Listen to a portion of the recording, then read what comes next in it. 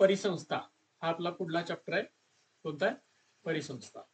तर बघा, परिसंस्थेचा जर पहिल्यांदा विचार केला, परिसंस्था आपण त्याला इंग्लिशमध्ये इकोसिस्टम पण म्हणतो. काय म्हणतो? इकोसिस्टम. आता परिसंस्था नेमके असते काय? तर लक्षात ठेवायचं की आपलं जे जग आहे, जगामध्ये दोन प्रकारच्या वस्तू आहेत किंवा दोन प्रकारचे घटक आहेत.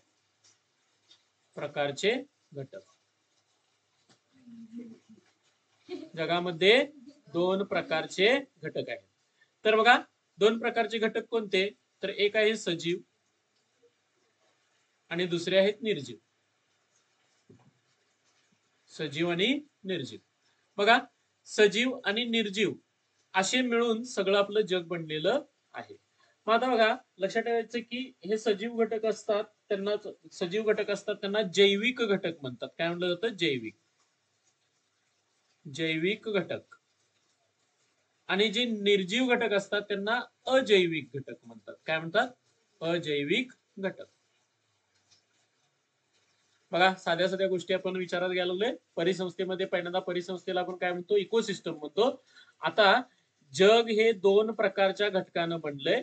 एक म्हणजे कोणते आहेत? सजीव आणि दुसरे काय आहेत? निर्जीव. सजीवांना आपण काय म्हणतो? जैविक घटक आणि निर्जीवांना काय म्हणतो? अजैविक घटक असं म्हणतो. मग याच्यावरून आपल्याला परिसंस्थेची व्याख्या बघायला मिळते. तर बघा, परिसंस्था काय आहे? त्याला बघा इकोसिस्टम म्हटलं जातंय. सजीव व निर्जीव घटकांमध्ये आंतरक्रिया घडून येत असते. सजीव आणि त्यांचा अधिवास किंवा पर्यावरणीय घटक यांच्यात परस्पर संबंध असतो. ह्या अन्योन्य संबंधातूनच जो वैशिष्ट्यपूर्ण आकृतीबंध निर्माण होतो त्यास परिसंस्था असे म्हणतात. बघा, मोठी व्याख्या आहे. काय काय आहे बघा. आपण आत्ताच गोष्ट सांगितलं, जग हे कशापासून बनले रे? सजीव आणि निर्जीवांपासून बनलंय. सजीवांनाच आपण काय म्हणतो रे? जैविक घटक. कसले? जैविक घटक. आणि निर्जीवांना काय म्हणतो आपण? अजैविक घटक. आता हे जे घटक आहेत यांच्यामध्ये आंतरक्रिया घडून येत असते. आता आंतरक्रिया म्हणजे काय? तर लक्षात ठेवायचं, जैविक घटक हे कुणावरती अवलंबून असतात? अजैविक घटकांवरती. आणि त्यानुसार बघा, उदाहरणार्थ आपण काय करतो? तर दरवर्षी आपण भात लावतो, बरोबर आहे? भात टोकणी करतो. भात टोकणी केल्यानंतर काय करतो? भात टोकणी केल्यानंतर ते भात काढतो, बरोबर आहे? परत दुसऱ्या वर्षी परत लावतो. म्हणजे दरवर्षी आपण ती क्रिया करत असतो. मग याच्यामधून काय होत असतं की आता उदाहरणार्थ दुसरी गोष्ट आपण जर याच्यापेक्षाही सोपी आपण म्हटलं तर बघा, आपण काय करतोय रे? म्हणजे श्वास घेतो त्यावेळी काय घेतो रे? ऑक्सिजन आत घेतो. आणि उच्छवास करतो त्यावेळी काय करतो? कार्बन डायऑक्साईड बाहेर टाकतो. म्हणजे बघा, ऑक्सिजन आपण शोषून घेतो आणि कार्बन डायऑक्साईड काय करतोय? बाहेर टाकतोय. म्हणजे बघा, ही काय झाली रे? आंतरक्रिया झाली. कुणाची आंतरक्रिया झाली? ऑक्सिजनची आणि कार्बन डायऑक्साईडची. तर ज्यावेळी ऑक्सिजन आणि कार्बन डायऑक्साईड आपण काय करतो? शरीरात घेणं, शरीरातून बाहेर फेकणं, ही जी असते त्याला आंतरक्रिया म्हणतात. काय म्हणलं जातं? आंतरक्रिया. आता आंतरक्रिया कुणामध्ये घडत असते? तर सजीव, त्यांचा अधिवास किंवा पर्यावरणीय घटक. अधिवास म्हणजे काय? जिथं ते राहतात. आता आपण काय राहतोय? खेडेगावात राहतोय. आपलं एक गाव म्हणजेच काय? खेड आहे. तर त्या खेड्यामध्ये राहतोय. काही लोक काय राहतात? सिटीमध्ये राहत असतात. मग त्यानुसार त्यांची आंतरक्रिया कुणाबरोबर घडत असतात रे? पर्यावरणीय घटकांबरोबर. मग पर्यावरणीय घटक म्हणजे काय? पर्यावरणीय घटकांमध्ये माती येणार. आता पाऊस लागायला लागलाय, पाणी येणार, पाऊस आहेच, ठीक आहे? ह्या सगळ्यांच्या बरोबर आपली आंतरक्रिया आहे का नाही? उदाहरणार्थ पाऊस लागला म्हणजे भरपूर पाणी मिळतं. पाण्यावरतीच काय जगतात रे? वेगवेगळे आपले वनस्पती जगतात. वेगवेगळ्या वनस्पती जगल्यानंतर त्यांच्यापासून आपल्याला म्हणजे उदाहरणार्थ आता भात शेती जगली की त्याच्यापासून भात तयार होणार. ते भात आपण खाणार. म्हणजे आंतरक्रिया चालू झाली. बघा, आपणच फक्त खात असतो का? नाही, कीटक पण खात असतात. काही प्राणी मरून पडतात, त्यांचं कुजणं होतं, ते परत कुणाला मिळतं? त्या भाताला वगैरे मिळतं. त्याचं खत तयार होतं, ते खत कुणाला मिळतं? त्या वनस्पतीला मिळतं. त्या वनस्पतीपासून परत आपल्याला काहीतरी गोष्टी मिळत असतात. असं ज्यावेळी घडतं त्यावेळी तो अन्योन्य संबंध असतो. म्हणजेच काय? न तोडता येणारा, कायम हा संबंध चालूच राहणार असा जो संबंध, परस्परांबरोबर जे संबंध तयार होतात आणि एक विशिष्ट वैशिष्ट्यपूर्ण अशी आकृती तयार होते.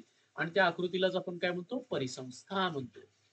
मग आता बघा, परिसंस्थेमध्ये काय असतात, जैविक आणि अजैविक घटक तसेच त्यांची परस्परांशी होणारी आंतरक्रिया मिळून काय तयार होते, परिसंस्था तयार होते. म्हणून बघा, मगाशीच मी काय सांगितलं, सजीव आणि निर्जीव घटक म्हणजेच काय, जैविक आणि अजैविक घटक यांच्यामध्ये जी परस्परांशी आंतरक्रिया जी घडते, त्या आंतरक्रियेलाच आपण काय म्हणतो, परिसंस्था असं म्हणतो. मग आता बघा, याच्यामध्ये अनेक महत्वाचा मुद्दा येतो, तो म्हणजे कोणतं, सूक्ष्मजीव. हे मृत वनस्पती व प्राण्यांच्या अवशेषांचे काय करतात, सेंद्रिय पदार्थांचे प्रथिने, कार्बोदके, स्निग्ध पदार्थ पुन्हा असेंद्रिय म्हणजेच काय, हायड्रोजन, ऑक्सिजन, कॅल्शियम, लोह, सोडियम, पोटॅशियम पोषक द्रव्यामध्ये रूपांतर करतात. म्हणून त्यांना काय म्हणलं जातं, विघटक. सूक्ष्मजीवांचं काम काय आहे, मृत वनस्पती आणि प्राण्यांच्या अवशेषांचं विघटन करणे. आणि ते विघटन करत असताना काय करतात, त्या अवशेषातील सेंद्रिय पदार्थांचे म्हणजे कुणाचं, प्रथिन, कार्बोदक, स्निग्ध पदार्थांचं यांचं कशामध्ये रूपांतर करतात, असेंद्रिय पदार्थामध्ये म्हणजेच कुणामध्ये, हायड्रोजन, ऑक्सिजन, कॅल्शियम, लोह, सोडियम, पोटॅशियम या पोषक द्रव्यांमध्ये काय करतात, रूपांतर करतात. आणि म्हणून त्यांना काय म्हटलं जातं, विघटक म्हणतात. खूप महत्वाचा मुद्दा आहे विघटक, लक्षात ठेवायचं. सूक्ष्मजीव खूप महत्वाचे आहेत. का सांगा, जर सूक्ष्मजीव नसते तर काय झालं असतं. आता आपल्याला माहित आहे, प्राणी मरतात, प्राणी मेल्यानंतर काय होतात रे, थोड्या दिवसानंतर तो प्राणी आपण कुठेतरी रस्त्याला बाजूला लावलेला असतो, बरोबर आहे, तो बाजूला तिथं पडलेला असतो. तर काय होतं रे, थोड्या दिवसानंतर तिथं तो प्राणी राहतो का, नाही, त्याची हाडं थोडीफार शिल्लक राहिलेली असतात, ती पण निघून जातात, बरोबर आहे. म्हणजेच बघा काय होतंय, सूक्ष्मजीव नसते तर काय झालं असतं, असे मेलेले प्राण्यांची थप्पी लागली असती ना. जर समजा त्यांचं विघटनच झालं नसतं, काय झालं असतं, असे रचून ठेवल्यागत काय झाले असते, प्राणी पडलेले बघायला मिळाले असते. झालं असतं ना असं. जाताना रस्त्यानं काय कंडिशन आली असती, विचार करा. म्हणजे वास येणारच नाही का, कुजणारच नाही आहे, कुजणार नाही म्हटल्यानंतर वास येणार नाही, मग वास येणार नाही म्हटल्यानंतर ती थप्पी तशीच लागून राहणार. एक प्राणी मरून पडलाय, दुसरा प्राणी मरून पडलाय, तिसरा प्राणी मरून पडलाय, असा ढीग लागलेला आहे. आणि त्यातनं तुम्ही चालत निघालायचा, विचार करा कसा असेल, मस्त दिसेल ना चित्र. हा, आता तुम्ही असं का म्हणताय, म्हणजे ईस का म्हणताय, तर लक्षात ठेवायचं, आता ते कुजतंय आणि त्याचा वास येतोय म्हणून ईस म्हणताय. त्यावेळी कुजलंच नसतं, कधी, सूक्ष्मजीव नसते तर. त्यामुळे त्याचा वास वगैरे काय चालत नसतं, ते मस्त असं मस्त तसंच पडलं असतं, लक्षात ठेवा. आणि पर्यावरणाला त्याचा काय झाला असता, धोका निर्माण झाला असता. जसं प्लॅस्टिक कुजत नाही आणि त्यामुळे प्लॅस्टिक सगळीकडे पसरलेलं आपल्याला बघायला मिळते ना, तसं त्याची अवस्था झाली असती, लागल तेवढी पडली असती तशी. प्राणी मृत प्राणी. तर असं झालं असतं, मग ते पर्यावरणाशी सुसंगत नाही. म्हणून लक्षात ठेवायचं, विघटक हे खूप महत्वाचं काम बजावत असतात. मग आता बघा, आपण काय शिकलो रे, परिसंस्था म्हणजे काय. परिसंस्थेमध्ये कोण कोण असते, सजीव असतात, निर्जीव असतात, आणि त्यांच्यामध्ये काय चालू असते, आंतरक्रिया किंवा त्यांच्यामध्ये एकमेकांबरोबर परस्परांशी संबंध असतो. आणि त्यापासून जी आकृतीबंध तयार होतो त्याला आपण काय म्हणतो, परिसंस्था म्हणतो. म्हणजे जैविक आणि अजैविक घटक जे असतात ते परस्परांशी काय करत असतात रे, संबंध ठेवून असतात. म्हणजे जैविक घटक, आपल्याला मातीची गरज असते घरं बांधायला, विटा करायला वगैरे. म्हणजेच माती नसती तर काय झालं असतं, विटा वगैरे तयार करता आल्या नसत्या. माती नसती तर काय झालं असतं, साधी त्याच्यापेक्षा सोपं गोष्ट म्हणजेच काय, आपले पिकं आली नसती. लक्षात ठेवा, म्हणजे माती, त्याच्यामध्ये पीक येतं, ते पीक आपण खातो, म्हणजे आपली माती बरोबरची काय आहे, काही ना काहीतरी लेणं देणं आहे. लेणं देणं आहे म्हणजेच काय, घेवाणदेवाण होते. आणि ती घेवाणदेवाण जी चालू असते किंवा देवाणघेवाण जी आपली चालू असते, ती देवाणघेवाण म्हणजेच आपल्याला काय बघायला मिळतं, तर लक्षात ठेवायचं, आंतरक्रिया. काय आहे तिला म्हणतात, आंतरक्रिया. आंतरक्रियेमध्ये आणि एक महत्वाचा मुद्दा येतो, तो म्हणजे कोण, सूक्ष्मजीव. सूक्ष्मजीव आहेत म्हणून सेंद्रिय पदार्थांचं काय होतंय, विघटन होतंय, आणि असेंद्रिय पदार्थ तयार होतात, पोषक द्रव्य तयार होतात, आणि ते पोषक द्रव्य परत आपल्यापर्यंत पोहोचतात. जर विघटन झालं नसतं तर काय झालं असतं, ते मी आता तुम्हाला चित्र सांगितलेलंच आहे. थोडस डोळ्यासमोर चित्र आणा. असे कित्येक वर्ष झालं प्राणी मरतात ना. आता तुम्ही आहात त्यापासूनच मरतायत असं नाही, खूप वर्षापासून मरतायत प्राणी. त्यांचा ढीग लागला असता, केवढा ढीग लागला असता, बरोबर आहे, जागाच नसती, लक्षात ठेवायचं. म्हणून सूक्ष्मजीव खूप महत्वाचं काम करत असतात. मग आता बघा, परिसंस्थेमध्ये आपल्याला कोणत्या प्रकारचे घटक येतात? एक येतात अजैविक घटक आणि दुसरे कोणते येतात? जैविक घटक. अजैविक म्हणजेच कोणते रे? निर्जीव, बरोबर का? निर्जीव. आणि जैविक घटक म्हणजे काय? सजीव. जैविक घटक म्हणजे काय? सजीव. आता अजैविक घटकांमध्ये काय येतात? भौतिक घटक आणि रासायनिक घटक. भौतिक घटक कोणते आहेत? हवा, पाणी, बाष्प, खनिजे, मृदा. आता भूरचना आणि सूर्यप्रकाश हे सगळे कसले झाले? भौतिक घटक. भौतिक घटक. त्याच्यानंतर दुसरे येतात रासायनिक घटक. मला वाटतं मी भौतिक क्रिया आणि रासायनिक क्रिया यांच्यामधला फरक सांगितलाय का? आठवतोय?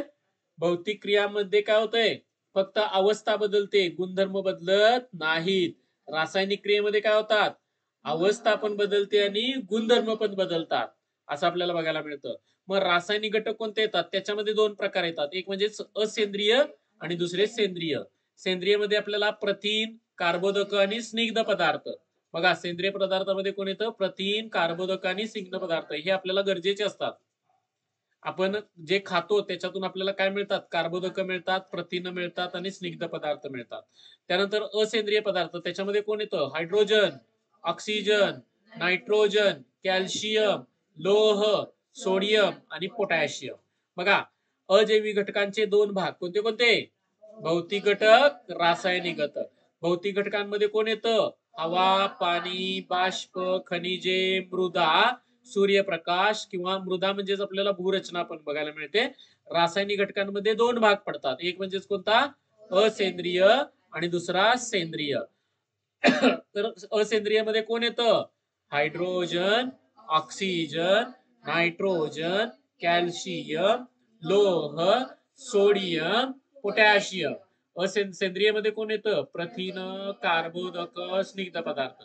आता सेंद्रियला काय म्हणतात रे? कार्बनी पदार्थ. माहितीये का? आपण हे शिकलोय कुठेतरी.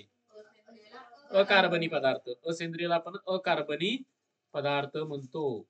शिकलोय नाही कुठेतरी? झालंय, ठीक आहे. त्याच्यानंतर बघा, जैविक घटकांमध्ये जे स्वयंपोषी असतात. स्वयंपोषी म्हणजे काय रे?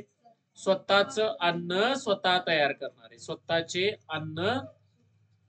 अन्न स्वतः तयार करतात. काय करतात? स्वतः तयार करतात. त्यांना आपण काय म्हणतो? स्वयंपोषी. आणि परपोषी कुणाला म्हणायचं? दुसऱ्यावरती अवलंबून असतात. दुसऱ्यावर अवलंबून. मी थोडक्यात लिहितो इथं, अवलंबून. दुसऱ्यावरती कशासाठी अवलंबून? अन्नासाठी. अन्नासाठी जे अवलंबून असतात त्यांना परपोषी म्हणतात. मग जैविक घटकांचे दोन भाग पडतात. एक म्हणजे स्वयंपोषी आणि दुसरे परपोषी. स्वयंपोषी मध्ये आपल्याला कोण मिळतं? उत्पादक. उत्पादक म्हणजेच काय? ज्यांच्याकडून आपल्याला अन्न तयार होतं, ज्यांच्यामध्ये अन्न तयार होतं. इथं बघा, अन्न तयार होणारे घटक. अन्न तयार होतं. कुणामध्ये तयार होतं रे? हिरव्या वनस्पतींमध्ये. म्हणून बघा, वनस्पती ह्या काय आहेत? उत्पादक आहेत. बघा, भातापासून, भाताचं रोप लावतो आपण, त्याच्यापासून काय मिळतं? आपल्याला भात मिळतं. म्हणजे भात हे हिरवी वनस्पती आहे, त्याच्यापासून आपल्याला काय मिळालं? रोप, सॉरी, भात मिळाला. म्हणजेच भात हे काय आहे? हिरवी वनस्पती असून ती काय आहे? उत्पादक आहे. भक्षक. भक्षक म्हणजे काय? भक्षकांमध्ये कोण येतात? प्राणी येतात. आणि विघटक आपण आत्ताच बघितले, सूक्ष्मजीव. सूक्ष्मजीव काय गरजेचे असतात? तर विघटन करण्यासाठी खूप महत्वाची भूमिका बजावतात. आणि विघटन जर झालं तरच आपल्याला काय होणार आहे? सेंद्रिय पदार्थांचं रूपांतर असेंद्रिय पदार्थ पोषक द्रव्यांमध्ये होणार आणि ते पोषक द्रव्य परत आपल्यापर्यंत पोहोचणार आहेत. नाहीतर पोहोचू शकत नाहीत. म्हणून कोण गरजेचे आहेत? विघटक गरजेचे आहेत. आता भक्षक म्हणजे कोण आले? प्राणी. मग भक्षक प्राणी, प्राण्यांमध्ये आपण पण येतोय, आपण पण भक्षक आहे. मग त्याच्यामध्ये प्राथमिक भक्षक कोण येतात? प्राथमिक भक्षक. आता प्राथमिक भक्षक कुणाला म्हणायचं? जे प्राणी हिरव्या वनस्पतीवरती अवलंबून असतात त्यांना प्राथमिक भक्षक म्हणतात. म्हणजे ह्याच्यामध्ये कोण येणार आहे? शेळी आली, बरोबर आहे. त्यानंतर हरिण आलं, जी शाकाहारी प्राणी आहेत ते. हरिण. त्याच्यानंतर आपलं आता गाय, म्हैस. ओके. हे प्राणी कशावरती अवलंबून असतात रे? प्राथमिक भक्षक. सॉरी, हे कशावरती अवलंबून असतात? वनस्पतींवरती अवलंबून असतात. वनस्पतीवरती अवलंबून असणाऱ्यांना प्राथमिक भक्षक म्हणतात. आता ह्या प्राथमिक भक्षकांना खाणारे कोणतरी असतात. म्हणजे आता शेळी असेल किंवा आता लक्षात घ्यायचं, प्राथमिक हिरव्या वनस्पतीवरती किडे पण तयार होतात ना, कीटक. ठीक आहे. आता बघा, कीटक तयार होतात. हे कीटक झाले काय? प्राथमिक भक्षक. कोणते झाले? कारण ते कुणावरती अवलंबून असतात रे? वनस्पती. किंवा आपण आळ्या म्हणतो. आळ्या काय करतात रे? झाडाची पानं खातात. मग झाडाची पानं खाणारे म्हणजे इथं आळ्या ज्या आहेत त्या कुठल्या आहेत रे? प्राथमिक भक्षक आहेत. आळ्या. इथं आपण आळ्या म्हणतो. ठीक आहे. आता बघा, ह्या आळ्यांना कोण खातं रे? बेडूक. बघा, बेडूक काय करतात रे?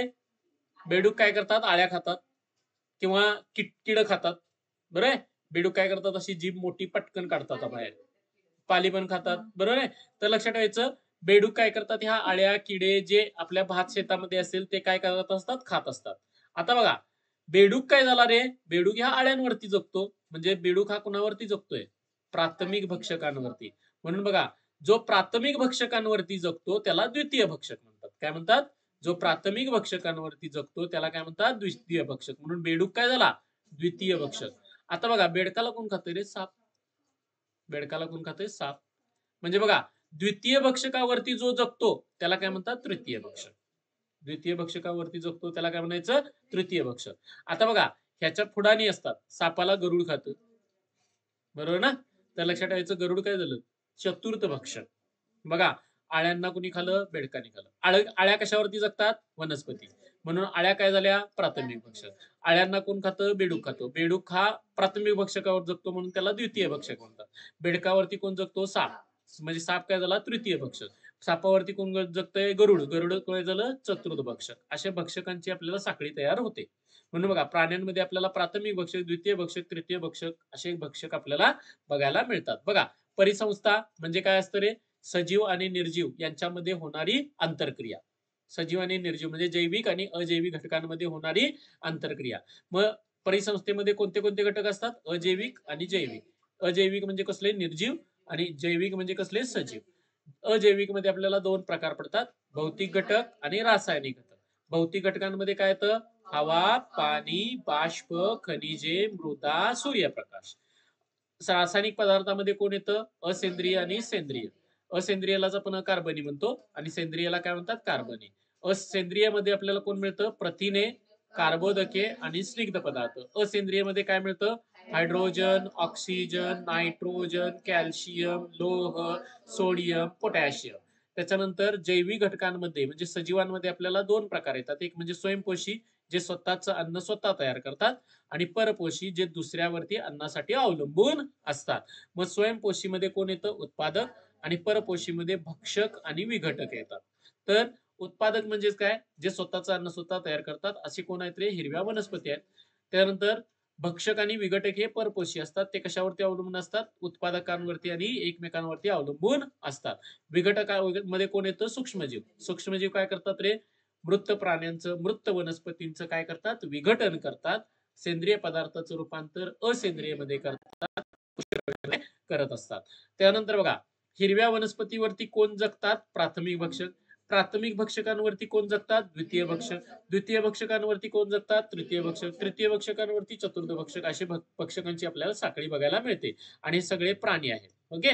म्हणून बघा, उत्पादकांमध्ये हिरव्या वनस्पती येतात. भक्षकांमध्ये कोण येतं? प्राणी येतात. विघटकांमध्ये कोण येतात? सूक्ष्मजीव येतात. प्राण्यांमध्ये प्राथमिक भक्षक, द्वितीय भक्षक आणि तृतीय भक्षक असे आपल्याला काय मिळतात? तर परिसंस्थेचे असे हे घटक बघायला मिळतात. परिसंस्थेचे आपल्याला घटक बघायला मिळतात. ही घटकांची वर्गीकरण आपल्याला बघायला मिळतं. लक्षात आलं का?